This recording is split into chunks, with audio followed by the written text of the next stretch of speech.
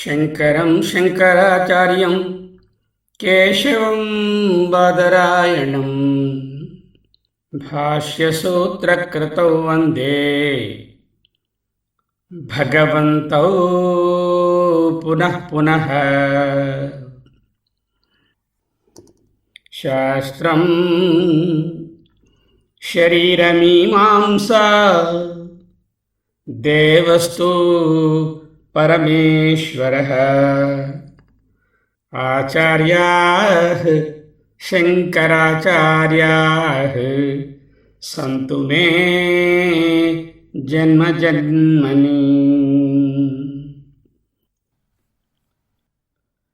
Dear friends,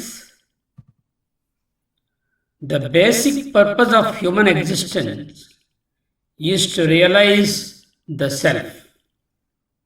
Adi Shankara Bhagavad Pada brought in the non-dual philosophy or Advaita Vedanta of the Brahman, portrayed in the Upanishads in various ways, for us to wade through the samsara and also to set right the minds of atheistic thinkers of the time. Bhajagovindam is one of the very popular texts of Adi Shankaracharya, though very small in its size, very profound in its meaning. Today we are going to look at two slokams from this immortal hymn, Bhajagovindam. In this composition, Adi Shankaracharya provides the fundamentals of Vedanta in simple musical verses so that even children can grow up amidst the melody of Advaita philosophy. Bhajagovindam is also referred to as Moha Mudgaram. The word Moha means delusion. Mudgaram means a heavy hammer. Together, Moha Mudgaram means the remover or destroyer of our delusion. It is so called because each verse gives a heavy blow to the excessive values we place on the worldly possessions and ultimately suffer. There is no softness in the tone of this composition, and perhaps this is to emphasize the urgency of the situation. Let us go further. The original title of Bhajagovindam is Moha Mudgaram. Moha Mudgara means a heavy hammer to delusion. Just as in objective fields, we only use a hammer when the work to be done is serious and hard, so too in a subjective field. The casual awareness of the suffering of delusion and the effects of it, and so a casual effort to grow out of such a delusion will not work. We need to hammer it out, hammer the delusion out of ourselves. Though painful initially, this approach is long-lasting and ever peaceful. Why does the Creator not let us know when our last moment will be? We humans live by convenience and not by character. Shreyo Margaha and Preyo Margaha. We always seek the preyas over the Shreyas. If the Creator lets us know when will be our last moment of life, our lifestyles would be characterized by sheer indulgence until the final days of living, or sheer fear until the day arrives. By not knowing when our last moment will be, we are encouraged to prioritize what is important now in the Vartamana and not ruminate over the past or dream about the future. And this encourages us to be disciplined until that very last moment, and so fearless in our ways of life right through until the end. Why do we fear? We only fear what is different than ours. Dvitiyadvai bhayam bhavati. And since we fear change, and since we fear this change, this teaches us that our nature is changeless. The underlying substratum or the pratyagatma. When we are in the upadhi, the illusion is entertaining us. When we believe in the illusion deludes us. Now, here in the very opening verse of Bhajagovindam, the word Govinda is used. Seek Govind, and seek Govind. O fool, when the appointed time comes, grammar rules surely will not save you. That is the very gross meaning of the first verse. This slokam is a chorus and repeated after each slokam. Means this is the Makuta of Bhajagovindam. Adi Shankaracharya here, when referring to grammar, Dikran Karane implies all the secular sciences cannot save the soul when death approaches. The secular sciences, though important, have their fundamental limitation. We cannot transmigrate whatever we acquire through secular sciences. All our worldly pursuits and actions need to focus on the ultimate goal of self-realization, realization of the Godhead within us and the part of which we are.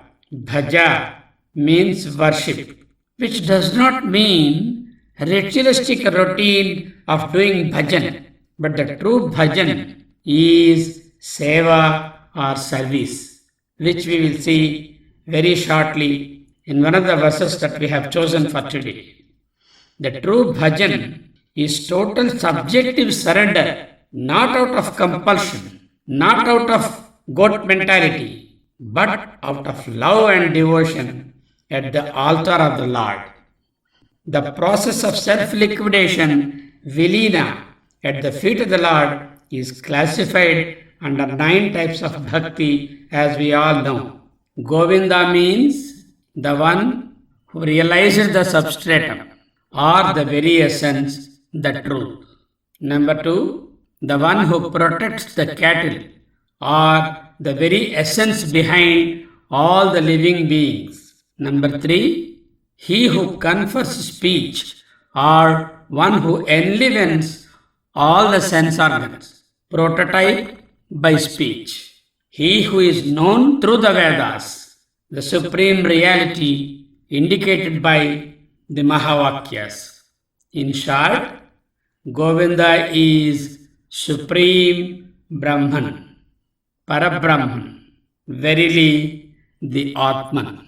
The letter Ga connotes all the above meanings, and one has to interpret in such a way and not merely think the word Govinda refers to a formal god or what we call Gopala Govinda. There is nothing wrong in having a formal god, but we should be able to see through the formal god into the unmanifest Paramatma. There lies the answer. The significance of repetition of Bhajagovinda 3 times in the first verse can be explained as follows. The first Govinda, Seek Govinda, represents Seek Guru. Here, Govinda Padacharya is the Guru of Adi Shankaracharya, and he used the name Govinda as a prototype of all the Gurus. Seek a capable Guru. The second, Seek Govinda, represents Seek knowledge, because the letter Ga represents Vedas. Seek the knowledge of what?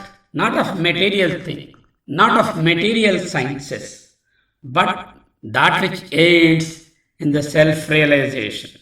And the third time, he says, Govindam Bhaja, with that knowledge of what?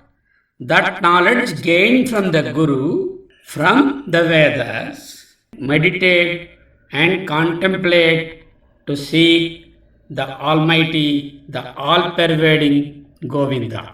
In this verse, Adi Shankaracharya reminds us seeking Govinda is the very purpose of life, and this is not a part-time affair, my dear friends. We need to understand that this should be done day in and day out. Every moment we are thinking and doing other things. It doesn't mean to stop doing the other works, which we can see. This is emphasized in one of the verses that we have chosen for today's discussion. The first verse portrays as the primary goal for human birth, and the symbolism that is used by the word grammar in this sloka is for the Laukika Jnana or the worldly knowledge. What is the way? Seek Govinda, as explained above. Bhaja Govindam, Bhaja Govindam, Govindam Bhaja Mudhamate. Here, very pithily, Acharya addresses Mudhamate, O fool, aren't we foolish if we waste the human birth in pursuit of material things, forgetting the reality that we deserve the highest? That is why the word Mudhamate. Now let us get into the two slokas which we have selected for today's discussion. Yavat pavano nivasati dehe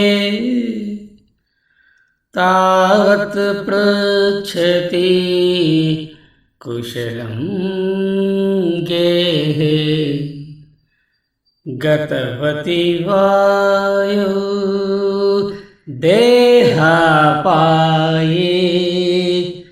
bharyah बिभ्यति तस्मिन् काये भज गोविन्दं भज गोविन्दं गोविन्दं भज मूढमते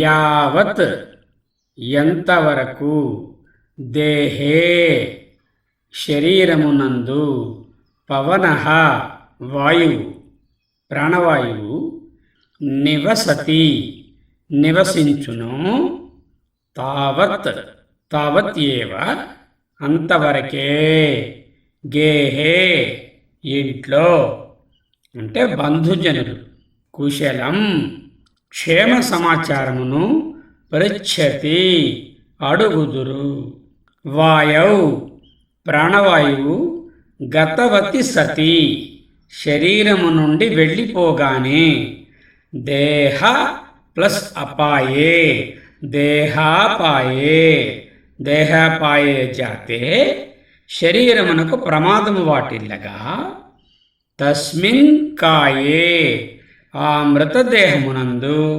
భార్యాః ప్రాణాధికముగా ప్రేమించే భార్యలు కూడా అంటే భార్య కూడా బిభ్యతి భయమును పొందుదురు యావత్ దేహే పవనః నివసతి తావత్ ఏవ గేహే బంధుజనః కుశలం పృచ్ఛతి వాయౌ గతవతి సతి దేహాపాయే జాతే తస్మిన్ కాయే భార్యాః బిభ్యతి ఎంతవరకైతే ఈ దేహంలో ప్రాణం ఉంటుందో అంతవరకే ఇంట్లోని వారు మన క్షేమాన్ని అడుగుతారు.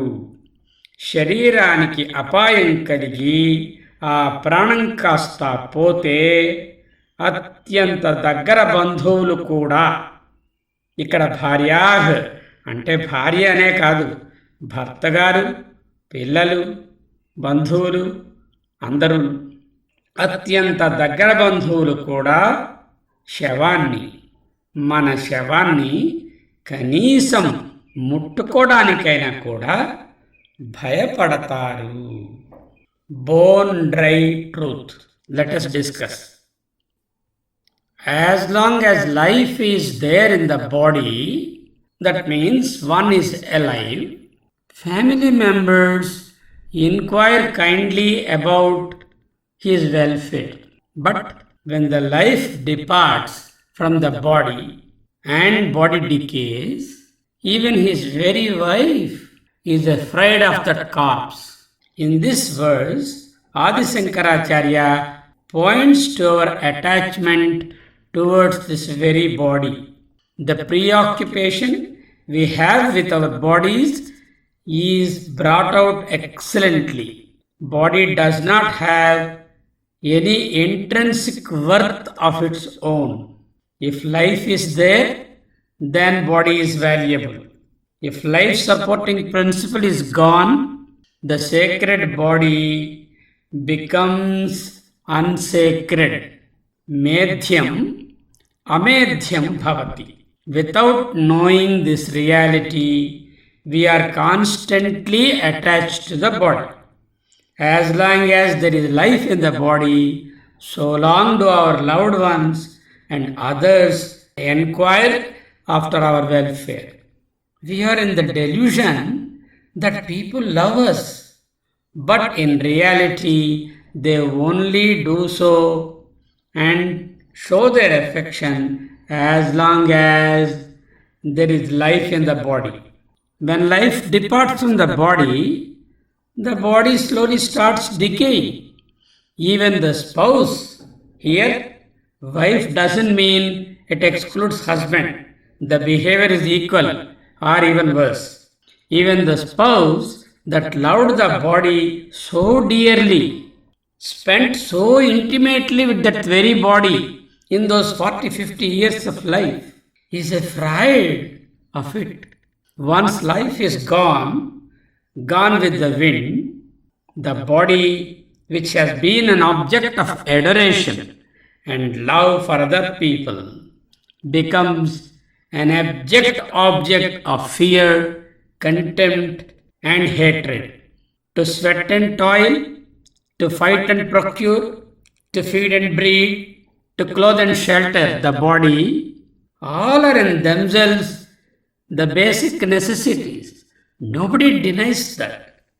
But to spend a whole lifetime, rather waste a whole lifetime in these alone is a mere suicide of this human birth and wastage of the excellent abilities provided by the divinity within the human body. Body is a means and not an end. We should use this birth with the sacred body to attain the highest. Human birth is very precious and the body is given to us with a certain purpose. Body is an instrument to be used for reaching the Almighty. Body is a container to do the sadhana. One needs to keep it pure and perfect and healthy. To that extent, we need to take care of the body so that the mind can be free and can pursue higher knowledge, the knowledge of the self. చిన్న కథ చెప్పుకుందాం. ఒకసారి ఒక ఆయన చనిపోయారు. బంధువులు, భార్య, పిల్లలు అందరూ ఆయన దగ్గర ఉండి మీద పడి లబోదిబోమని ఏడుస్తున్నారు. ఆ త్రోవలో ఒక సన్యాసి వెళుతున్నారు. ఆయన వీరి దగ్గరికి వచ్చి, ఏమైంది, ఎందుకు దుఃఖిస్తున్నారు? అయ్యా, ఏముంది, మాకు అత్యంత ప్రియమైనటువంటి సో అండ్ సో ఈయన చనిపోయారు అంటూ ఎంతో విచారాన్ని వ్యక్తం చేశారు. కొంతమంది డబ్బెక్కడ పెట్టాడు కూడా చెప్పకుండా పోయాడు అంటూ గొణుక్కున్నారు. సరే, స్వామీజీ సన్యాసి అడిగారు, సరే ఈయన్ని బ్రతికించమంటారా? అందరి మొహాల్లో ఆనందం. బ్రతికించండి స్వామి, అంతకన్నానా అన్నారు.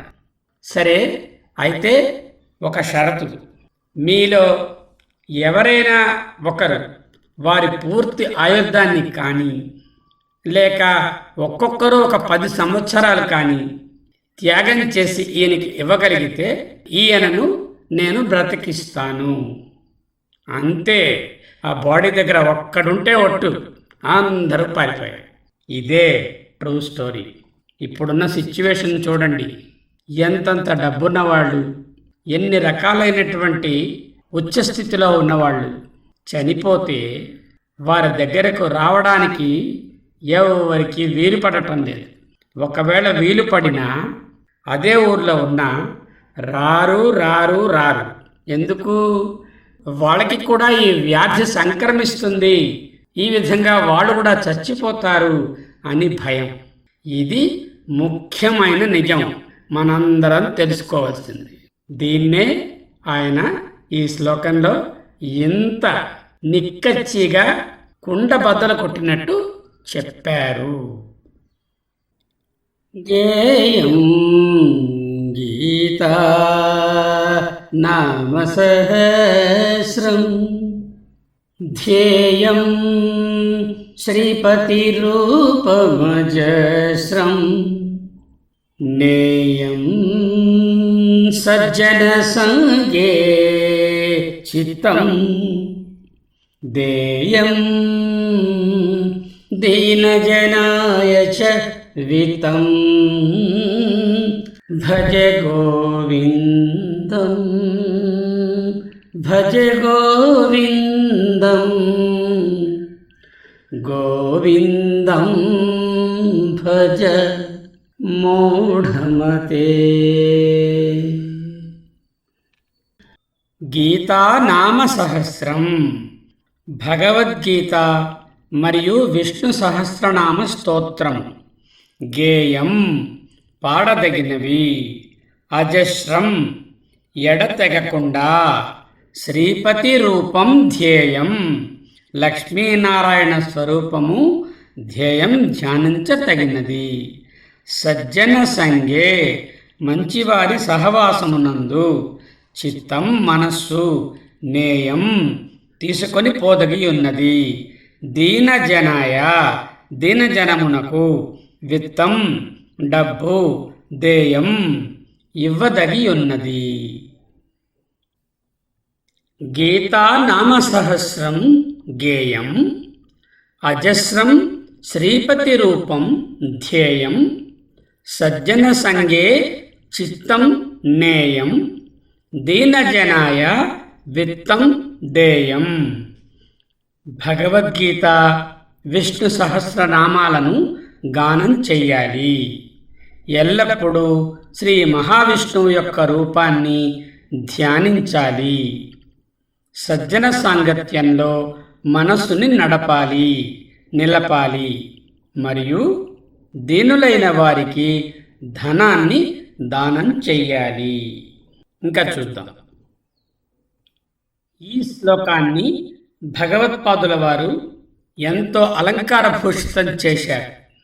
గేయం, ధ్యేయం, నేయం, దేయం అనే పదాలను వరుసగా మొదటి పదాలుగా వ్రాస్తూ అందమైనటువంటి శబ్దాలంకారాన్ని తయారు చేశారు.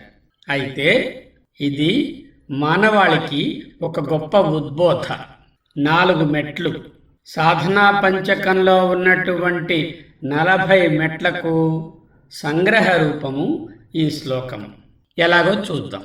మొదటిది గేయం గీతా నామ సహస్రం, అంటే భగవద్గీత విష్ణు సహస్రము.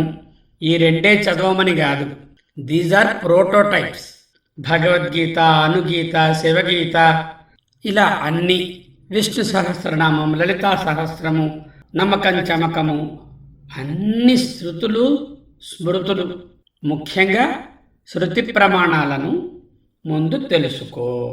గేయం అంటే ఊరికే పాడమని కదా, పూర్తి అర్థంతో వాటిలో ఉండేటటువంటి బ్రహ్మతత్వాన్ని అర్థం చేసుకో. సహస్రనామాలంటే 1000 పేర్లే ఉన్నాయి విష్ణువుకని కాదు, ఇన్ఫైనట్ మేనిఫెస్టేషన్, అనంతమైనటువంటి రూపాలు అన్నీ కూడా ఆ విష్ణువువే, ఆ లలితమ్మవే, ఆ శివభగవానునివే. వీరు వేరువేరు కాదు అనేటటువంటి ఒక ముఖ్యమైన అవగాహన కావాలి. అలాగే భగవద్గీత వేదాల సారము. భగవద్గీతను ప్రామాణికంగా తీసుకోండి. అంటూ ఈ రెండింటినీ ప్రోటోటైప్గా చూపించారు. దీని అర్థమేమిటి?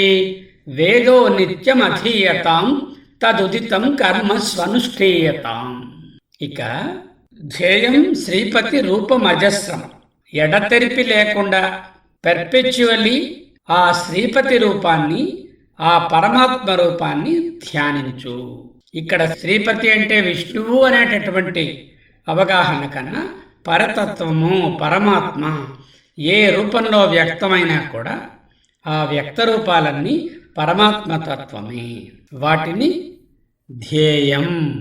బ్రహ్మైకాక్షరమధ్యతాం శృతిశిరో వాక్యం సమాకర్ణ్యతాం బ్రహ్మాస్మీతి విభావ్యతాం అనేటటువంటి బోధనలు దీనిలో ఇమిడి ఉన్నాయి. నేయం సజ్జన సంగే చిత్తం అంటే సంగః సత్సు విధీయతాం సద్విద్వానుపసృప్యతాం అనుదినం తత్పాదుకాసేవ్యతాం శృతిశిరో వాక్యం సమాకర్ణ్యతాం అనేటటువంటి విషయాలు దీంట్లో ఉన్నాయి. ఇంకా మానవ జీవితానికి పరమావధి వేదాలు నేర్చుకోవడము, గురు శుశ్రూష చేయడము, బ్రహ్మభావాన్ని పొందడము, ఆత్మభావంలో విహరించడము అక్కడితో ఆగిపోదు. మానవ జీవిత పరమావధి మానవ సేవ. అదే భగవత్పాదులు చేసి చూపించారు. ఆయన జ్ఞాని అయి హాయిగా ఆయన సొంత ఊరిలోనో హిమాలయాల్లోనో ఒక పీఠంలోనో కూర్చుని జ్ఞానాన్ని ధ్యానం చేసుకుంటూ ఆ ధ్యాన నిష్టలో, సమాధిలో, నిర్వికల్ప సమాధిలో ఉండవలసినటువంటి వారు ఎందుకు ప్రపంచంలోకి వచ్చి ఎన్ని గ్రంథాలు, ఎన్ని స్తోత్ర గ్రంథాలు, ప్రవచనాలు, ప్రకరణ గ్రంథాలు, భాష్యాలు రాసి మనకు అందించడం, ఆసేతు హిమాచల పర్యంతము 4 సార్లు ఎందుకు కాలినడకని వెళ్ళి తిరిగి అధికమైన శ్రమకి ఓర్చి ప్రయాణం చేయడం మానవ కళ్యాణం కోసమే. అదే ఇక్కడ చెప్తున్నారు. దేయం దీన జనాయతు విత్తం. లేని వారికి వారి దగ్గర లేనిది ఏదుందో అది ఇవ్వండి. లేని వారికి ఆ లేమిని పోగొట్టండి. ఒకవేళ ధనహీనుడవుతే ధనాన్ని ఇవ్వండి. గుణహీనుడవుతే సద్గుణాలను బోధించి అలవర్చుకునేటట్లు చేయండి. జ్ఞానశూన్యుడు, జ్ఞానహీనుడు, జిజ్ఞాసువు అవుతే జ్ఞానాన్ని ఇవ్వండి. ఇది ఏదీ కాకపోతే, మన దగ్గర ఏదీ లేకపోతే మన సమయమో కనీసం మన సానుభూతో సహకారము అందజేయండి అంటూ మానవ జీవిత పరమావధిని బోధించినటువంటి అత్యంత ఉత్కృష్టమైన శ్లోకము. మొదటిది శృతి స్మృతి ప్రమాణాలను తెలుసుకోవడం. రెండవది వాటిలో ఉన్నటువంటి పరమాత్మ తత్వాన్ని పూర్తిగా జీర్ణించుకొని మనన శ్రవణాదులతో దానిని బలపరుచుకోవడం. మూడవది సద్గురువు శుశ్రూషలో సందేహాలను నివృత్తి చేసుకొని సమాధానంలో, నిర్వికల్ప సమాధిలో జ్ఞానాన్ని సాధించడం. అక్కడితో ఆగిపోదు. ఆ సాధించిన జ్ఞానంతో మానవాళికి సేవ చేయడం. ఇది మనకు అవగతమవుతున్నటువంటి బోధన. అందరికీ నమస్కారము. స్వస్తి.